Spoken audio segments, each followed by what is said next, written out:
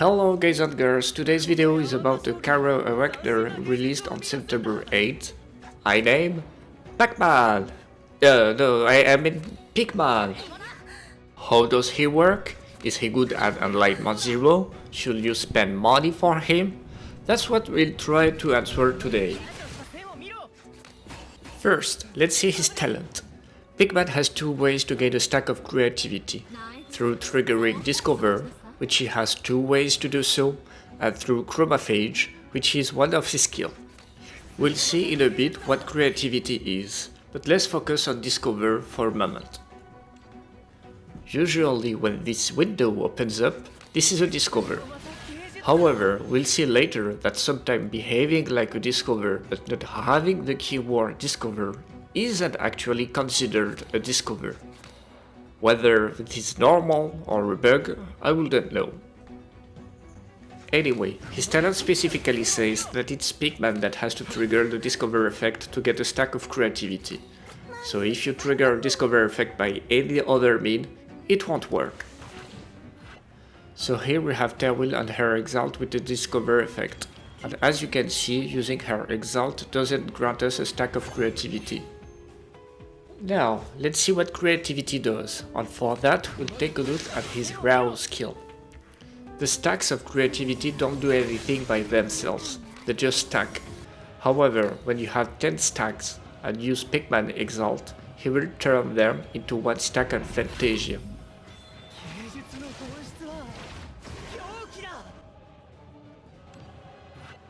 You also gain one stack of creativity because Pickman's Exalt has a Discover effect. Fantasia, on the other hand, gives a new option during a Discover effect from Pickman, and the ability to take all three rather than just one, and then gives one stack of creativity when doing so. Sounds good. Now his Rouse gives him a free Fantasia, along with generating Embryo Fusion each time you gain a stack of creativity. Here's the thing, it really gives you Embryo Fusion even if you have reached the limit of 10 stack of creativity.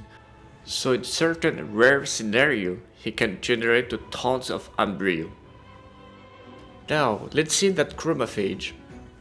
The surprising part of chromophage is that it's a guaranteed critical hit on all enemies, which means you don't even need to build up the crit rate on him. Just go full crit damage if you want to go that path. So remember that you have to select this option during one of Pickman's Discover, so that chromophage hits 2 more times. What's interesting in this skill is that it really just says each time a Discover effect is triggered, so unlike his talent, it doesn't mention Pickman or that it has to be one of its Discover. So does any Discover works for chromophage? Let's find this out. Here I have a team that have bought a Posse with Discover and also Terwil's Exalt with a Discover. So let's use our Posse. Alright, again. Wait, what? Again? Okay, finally. So we can see that the chromophage has indeed reduced his cost by 3 after an extremely lucky Posse. Now, let's see if Terwil's Exalt works too. It does. But here is an unequal case. This card is clearly behaving like a Discover, but it does not have a keyword Discover, so it doesn't actually work for chromophage. So be sure that the card's skill or Posse actually has the keyword Discover to reduce the cost of chromophage. And at last, let's see his last skill. The description is missing text, so I hope they fix it. So it generates Embryo Fusion, but what's missing is that it also removes an extremely rare debuff, Void, which reduces the 5 aliveness regeneration at the end of turn. I know only one enemy that has this debuff, and it's a Crow that does this on his first turn. Now let's see if our skill Lifelike Rendition actually removes this debuff. Amazing! We just removed the rarest debuff of the entire game. Now, the most interesting part of this skill is that it creates a silver relic. The description used to give the list of relics Pickman can create, and hopefully they add it back. But regardless, Pickman can only create 8 kinds of relics and only from the Astral Rain relics. There's one thing to keep in mind, but some relics highlighted here have their values that don't depend on Pickman himself, whether his levels, skill levels or whatnot, but it depends on your account. Specifically your account level and the number of passes you have. Now, imagine for a moment, you're a new player, you've so successfully pulled Pickman and invested all your resources on him, you go on an adventure, use his skill, and then... What in the actual fuck? 7 HP? 1 strength? Oh boy! This is what you get as a level 2 account with only 1 posse. Thankfully, there's still a relic that doesn't depend on your account, and is very strong. So yeah, Pickman is the only Awakener where some part of his kit is dependent on things outside of him. Here I'm showing a quick summary of everything you need to know about how your account level and number of posse influence the final stat of your relics and horizons. Pause the video if you want to read everything. Now, it's only 3 out of 8 relics that depend on your account. But they are kinda the best relics when they are maxed up. But back to our skill. It says it creates a relic and then it lasts only 1 turn. But perhaps you are wondering, what happens if you are full of relics and have no more spaces and use his skill 1 more time? That's what we'll get to see right now.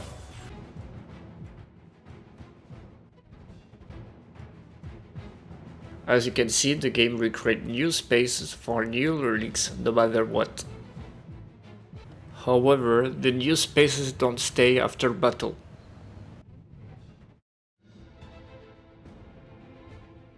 And finally, let's see his Exalt. His Devour effect reduces the cost of the cards by 2. Then he gives an OK strength boost, but more interestingly, he boosts the final damage, shield and healing from other Awakener's Exalt. To understand how good the final damage is, I will show you a graphic design by Jean and Frankenstein from the official Discord community of Morimens. I really thank them for making such a detailed graphic. Here are the parts you will be interested in, but once again, pause the video if you want to read everything. Now, the other thing I would like to mention quickly is that the buff stacks, although I couldn't verify it myself because it's a lot of setup to make it happen at Enlightenment 0. But you will see later on his Enlightenments that he was clearly designed to exalt twice on time, so it would make sense that this buff stacks. One more thing I would like to also show is what happens if he devours a Scion of Purity from Thais. What you can see is that instead of having a -4 cost in total, in which case you will have seen Chromaphage having a 0 cost, what you actually get is a -2 cost on 2 separate instances.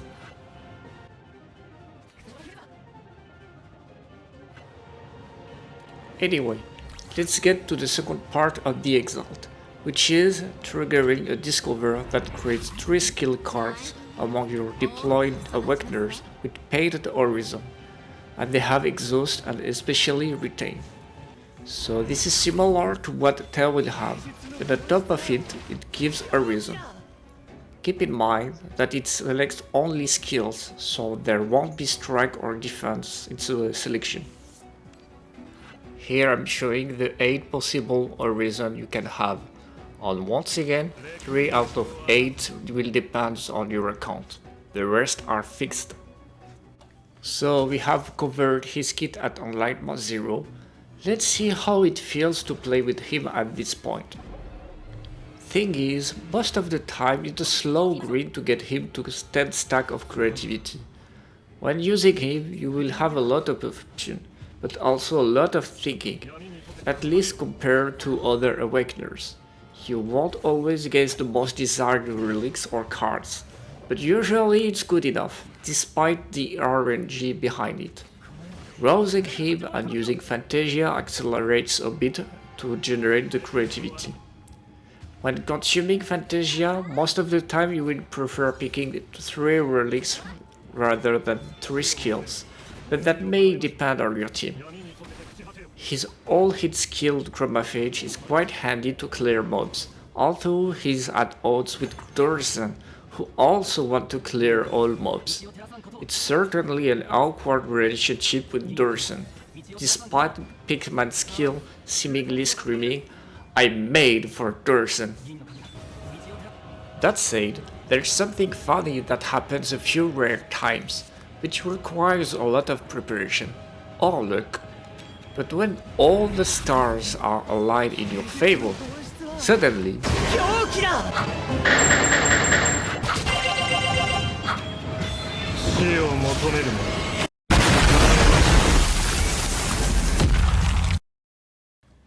yeah, I guess he's a burst kind of support. He allows your team to deal a huge amount of damage for a single insane turn.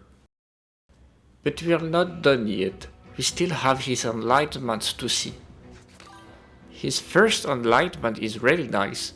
Once per turn you get to draw one of your Wagner skills, Pickman included, from using his strike or defend.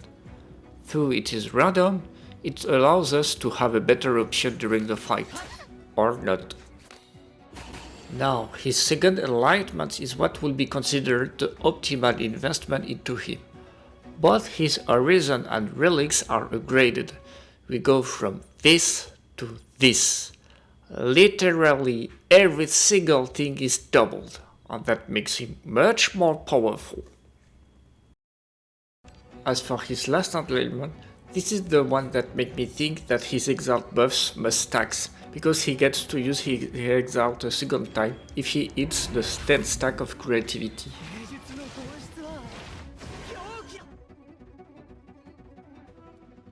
Keep in mind it triggers when you hit the 10 stack of creativity, and not when you use Fantasia with extra option, so it's not something that happens often. Now at last, let's check his overexalt.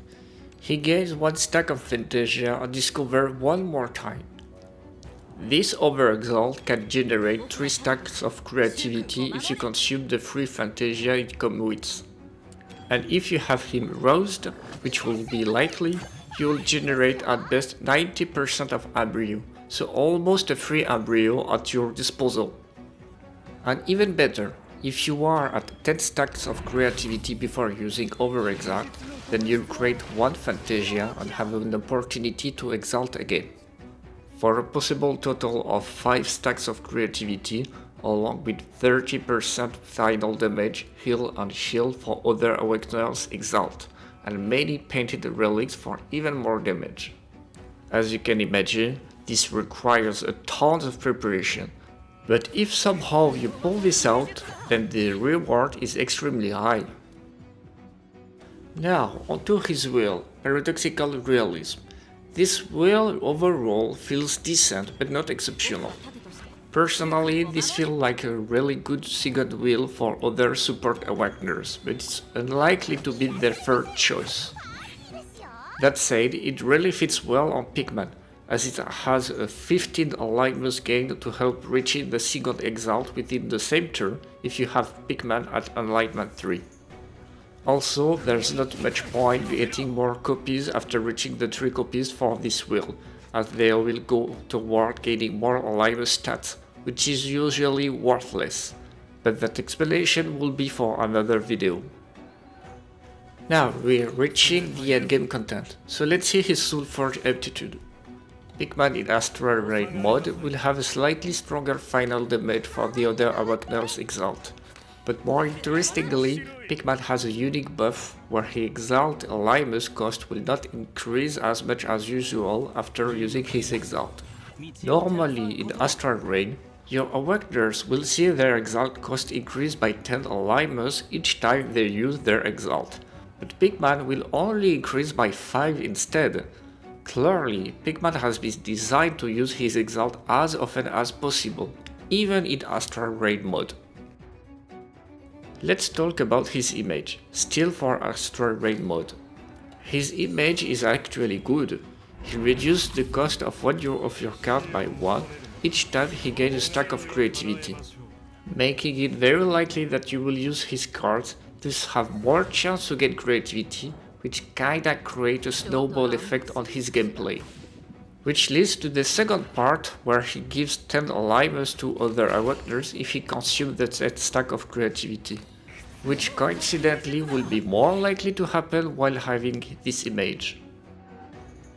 So it's time for a conclusion on overall impression. And the first thing I would like to say is that he's a difficult awakener to play. I'm even tempted to say he's the hardest to play with. But let me clarify a bit. Just because he might be the hardest to play with doesn't mean there's a huge gap of difficulty between him and other awakeners like Tawil. It's just that you have a lot of preparation to do, along with a lot of decision on which cards or relics to pick when you do his discover, and on top of it you have to ensure that other awakeners are ready to exalt as well. Otherwise his exalt buff will go to waste. But if you play him carefully, then it's certainly a very rewarding experience. That said, he has some weakness. He doesn't generate key flares, so you will likely want to pair him with someone who does, or at the very worst with wheels that do. Also, as much as the final damage is 9 from his exalt, it only affects other exalt, and we actually don't really have that many awakeners whose main damage comes from exalt. So typically he's an awakener that might feel underwhelming if you just put him there as only pure support, and don't take advantage of the fact that he benefits a lot from having Discover activated by ways outside of him. Whereas people who do pay attention and put him first over the main damage dealer during team building will be very satisfied by what he offers. But once again, let me clarify a bit. I'm not saying that he needs investment. He'll be already nice to play with even at Enlightenment 0. It's just that if you put in a team as an afterthought or as a fourth awakener, it's very likely your team doesn't offer things that he will greatly benefit from, and thus will feel underwhelming. You will prefer to build team with him as your first awakener in mind, and then think of the mage damage dealer and who can fit him. And because of that, I can imagine the opinions about him could be uncertain to recommend him or not, because we usually prefer to focus on the main damage dealer first, than the support first. But it's not a good idea to do that with Pickman. So all in all, my conclusion is that I consider him balanced. The way you play him certainly won't be everyone's style, and that's okay. You don't have to pull for him if you don't like that playstyle. If that video made you want to play with him, then go for it. I assume people will still want a tier, and I guess ranking him balanced will put him at B tier in the tier list between S to F. That said, I much prefer balanced character than broken one, at least for the health of the game, so people can feel free to pull when they feel like and not when they have to and then have a burnout. I believe the team behind Morimens game are doing an amazing job offering a really unique and new playstyle that doesn't negate the challenge they want to offer. So my hats off to Morimens team. We have reached the end of the video. I hope you enjoyed it as much as I enjoyed making it. If you have more questions, I'm available at the official Discord community of Morimens. All encouragement are welcome, so don't hesitate to like, share, comment and subscribe, and let me know what other contents you are looking forward. Until next time!